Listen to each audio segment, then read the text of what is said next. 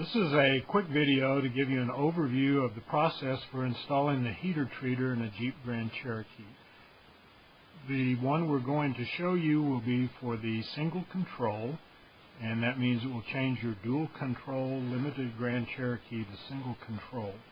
This is the cheapest and easiest process and our most popular, so we want to show you a video of how it's done. We'll go over in 3 sections. We'll show you how to make the cuts into the plenum box. We'll show you 3 different methods. We'll show you how the assembly is done, and we'll do it on the bench so that we can see all of the process, the parts, how it fits together, and then we'll do the fix in an actual Grand Cherokee so that you can see just how easy the process is, how to open the glove box, how to get to what it is you need to see, remove the motor, etc. We wanted to show you some of the process outside of the car since it's fairly cramped and difficult to give you a good overview.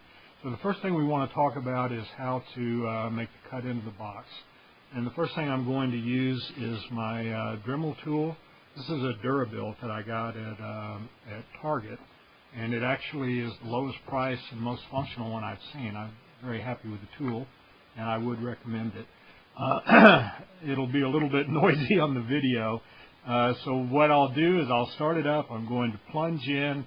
You'll hear me change the speed of the drill and see how the cuts go. Okay, the first tool we'll use will be the Dremel tool, and you'll hear me turn it on. We'll plunge it in, and then I'll kick the speed up a little bit to make the cut.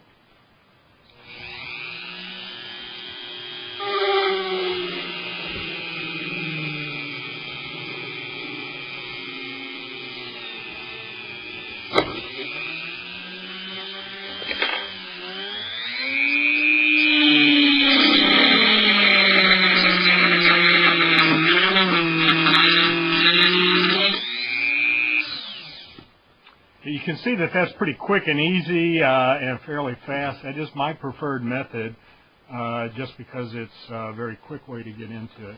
Next thing I want to show you is a hot knife. This is basically just a Weller soldering iron with a knife tip attachment on it instead of a soldering tip. And this is generally fairly slow. The one I'm showing you here is only a 25-watt soldering iron. If you have a more powerful iron, it will go faster. So that will work. It will plunge in again, and it is a little slow to kind of melt your way into it. I'm sure this is fascinating to watch.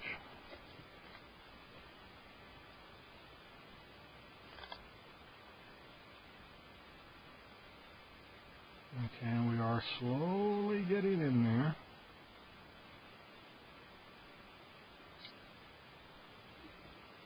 And we've made the plunge, and now we can cut it down using both the blade and the heat to kind of melt. As you can see, this is a lot slower than what we were doing before, but we'll eventually get there.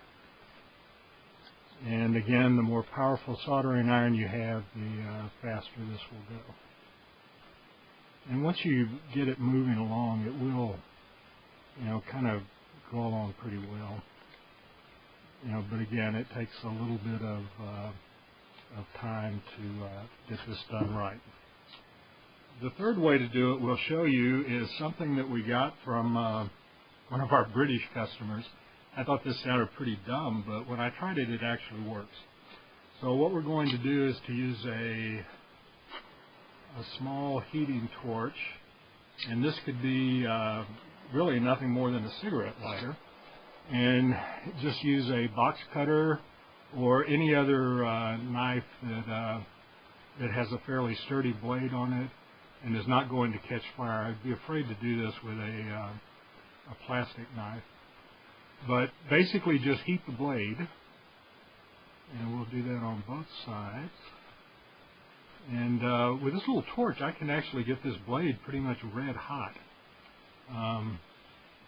And once you do that, it will plunge in and make a pretty good cut pretty easily. And as you can see, it goes pretty quickly. Now, the problem is you can get about 3 inches, maybe 2 inches, and then it's going to cool off. You got to heat it up and start over again. But it's not a difficult process to do. If you use either of the two heat processes, you will build up some slag on the inside of the box that can interfere with movement of the door when we fully assemble it. So if you use a hot knife or heating an X-Acto knife or box cutter, make sure you clean off the inside of this cut before you reinstall the doors.